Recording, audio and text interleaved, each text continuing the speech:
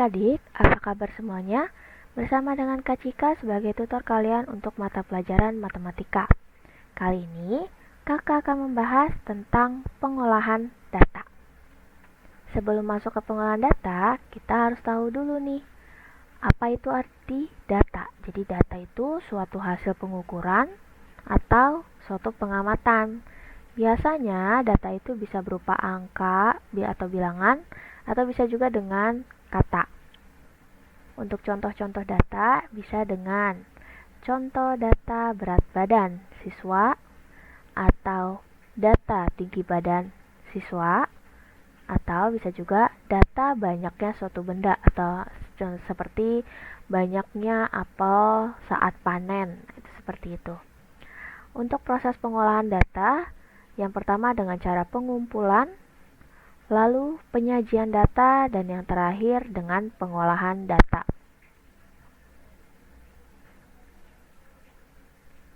Untuk yang pertama, pengumpulan data dulu. Pengumpulan data itu bisa kita dapatkan melalui penelitian, wawancara, polling atau angket, dan yang terakhir penghitungan secara langsung. Biasanya yang paling sering dengan penghitungan secara langsung itu contohnya menentukan ketua kelas, seperti itu. Untuk penyajian data dapat disajikan itu dalam bentuk tabel dan diagram. Nah, macam-macam diagram ini ada banyak. Ada diagram batang, diagram garis, diagram lingkaran, dan diagram gambar. Untuk contohnya bisa dilihat seperti ini. Jadi untuk yang tabel ini hanya bisa berupa angka dan keterangannya. Contohnya yang ada dua ini ya. Sedangkan batang, contohnya seperti ini. Sedangkan untuk yang garis, nah yang seperti ini. Jadi dia tersusun dari titik-titik yang disambungkan sehingga menjadi satu, sebuah garis. Untuk lingkaran, contohnya seperti ini. Biasanya lingkaran ini bisa berdasarkan dari persen atau dari derajat. Untuk gambar, dia hampir bentuknya seperti tabel, cuma keterangan banyaknya itu dia menggunakan gambar.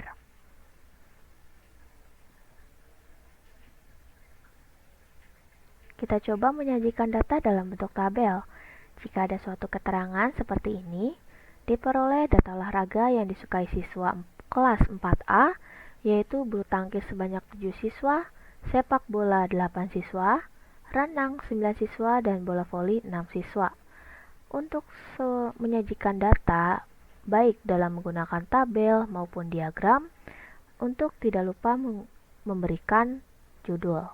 Untuk judulnya kita bisa buat dari kalimat ini, data olahraga yang disukai, atau bisa ditambahkan siswa kelas 4A.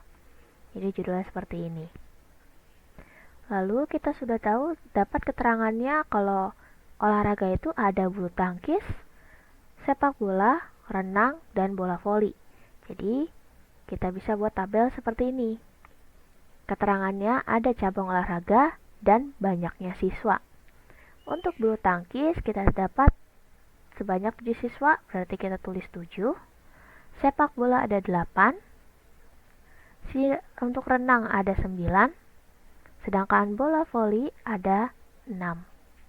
Nah, ini bentuk tabelnya.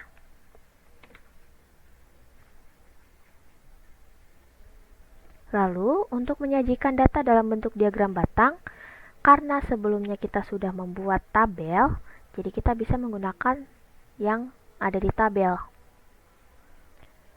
Lalu sama, jangan lupa untuk diberi judul. Nah, di judulnya nih di sini ya. Karena yang sebelumnya berupa tabel olahraga yang disukai, maka kalau diagram batang disebutnya diagram batang olahraga yang disukai. Di sini adalah keterangan banyaknya siswa bagian samping. Karena yang paling besar adalah di cabang olahraga renang yaitu 9, kita tambahin 1 angka. Jadi kita maksimalkan sampai 10.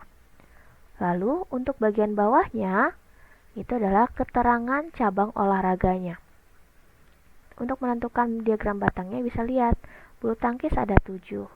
Berarti Untuk bulu tangkis, kita buat batangnya sampai di angka 7. Lalu, untuk sepak bola di angka 8. Berarti kita buat batangnya sampai di angka 8.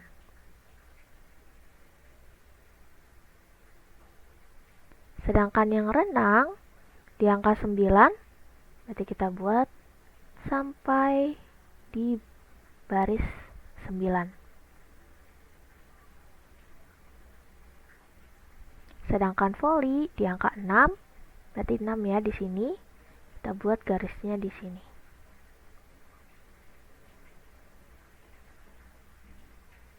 Nah, ini contoh untuk diagram batang dalam data olahraga yang disukai. Lalu yang ketiga, penyajian data dalam bentuk diagram garis.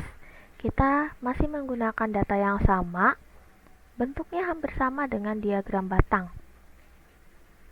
Ya. Nah, jadi kita pakai judulnya adalah diagram garis olahraga yang disukai. Cuma untuk pembuatan diagram garis kita harus menggunakan titik dulu, baru kita sambungkan.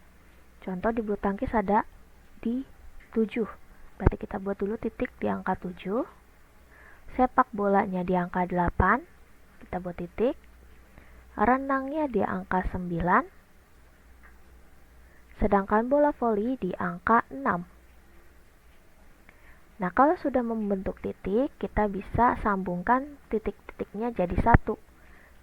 Bisa kita buat seperti ini. Nah, terus kita sampai ke akhir. Nah, ini adalah maksud dari diagram garis.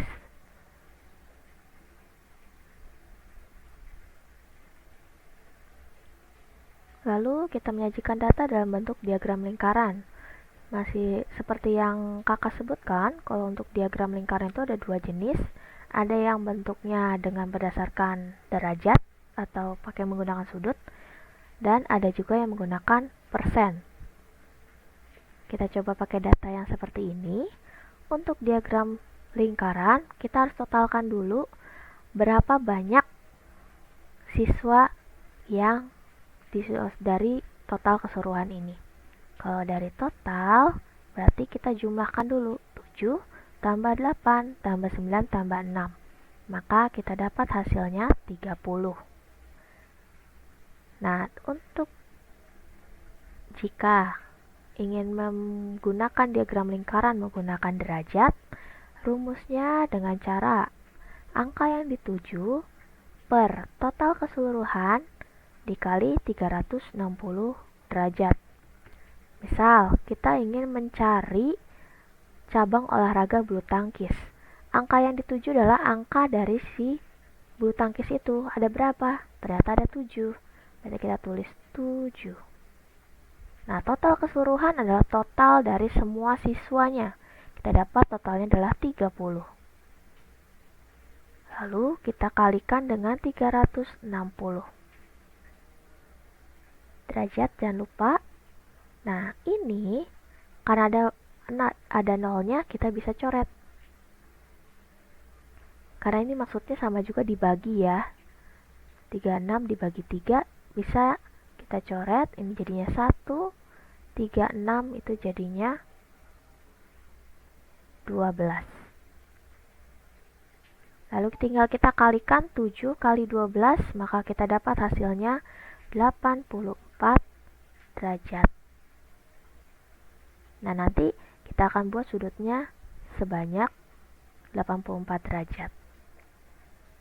Sedangkan untuk mencari persen tiap data hampir sama, cuma yang kalau di derajat 360 derajat berarti kalau persentase kita gunakan 100%. Maaf. Contohnya gini, masih sama dengan yang bulu tangkis ya. Bulu tangkis di angka 7. Berarti kita angka yang dituju adalah 7. Total keseluruhannya adalah 30. Lalu kita kalikan dengan 100%. Nolnya kita bisa coret. Karena 3 kali 10 ini tidak bisa dibagi ya. Jadi ini kita kalikan dulu nih, 7 kali 10. Jadi hasilnya 70 bagi 3. Jangan lupa tambahin persennya. 70 bagi 3 hasilnya adalah 23,3 titik-titik persen. Kita bisa bulatkan, maka hasilnya 23%. Dan ini untuk bulu tangkis saja. Untuk yang lainnya juga sama. Misal sepak bola, berarti 8. Jadinya 8 per 30 kali 100%. Dan seterusnya sampai ke bola voli. Maka kita dapat diagram lingkarannya seperti ini. Untuk bulu tangkis kita dapat 23%. Sepak bola kita dapat 27%, renang mendapatkan 30%, dan bola voli yang terakhir adalah 20%.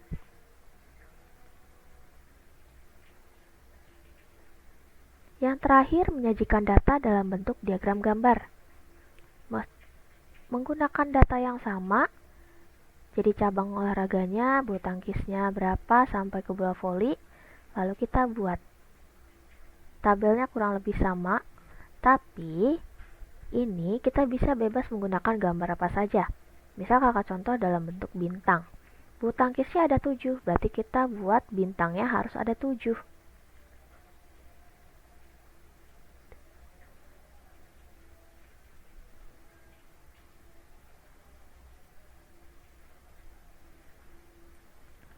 Sepak bola ada 8, berarti kita buat bintangnya ada 8.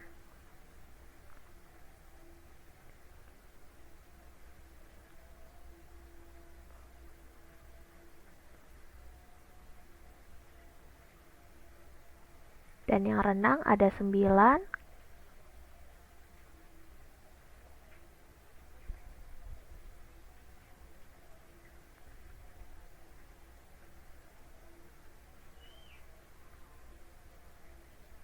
Dan yang terakhir bola voli ada 6.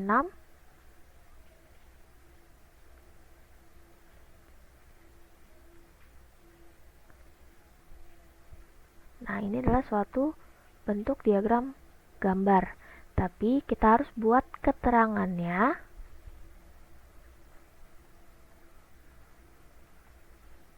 Kalau gambar bintang mewakili satu siswa.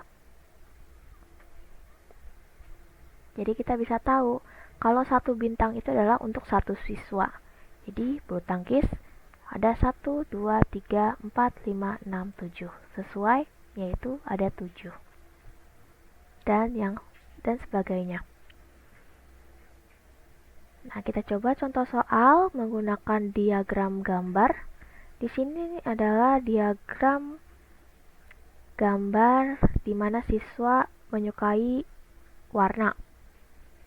Di sini keterangannya untuk gambarnya nih kayak seperti gambar orang.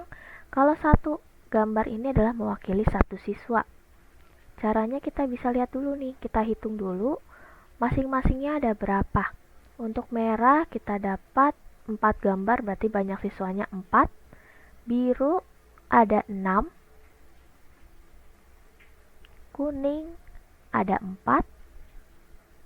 Hijau ada 12. Ungunya ada 3, dan hitamnya ada 1 siswa. Lalu, bisa dilihat dari soalnya nih, warna apa yang paling banyak? Dari data, kita dapat tahu yang paling banyak adalah warna hijau. Terus, untuk warna yang paling sedikit, itu adalah warna hitam. Yang disukai hanya ada 1 siswa. Lalu, berapa selisih siswa yang suka warna biru dan yang suka warna ungu? Karena dimintanya selisih, berarti kita menggunakan pengurangan. Kita lihat warna biru itu ada 6, berarti 6 dikurang, ungunya ada 3, maka hasilnya ada 3. Berarti selisih siswa antara yang siswa suka warna biru dengan siswa yang suka warna ungu adalah 3. Nah, sampai sini dulu untuk materi kali ini. Semoga materi kali ini bermanfaat dan mudah dipahami. Jangan lupa untuk klik subscribe dan aktifkan notifikasinya agar channel ini bisa terus bermanfaat bagi adik-adik semuanya.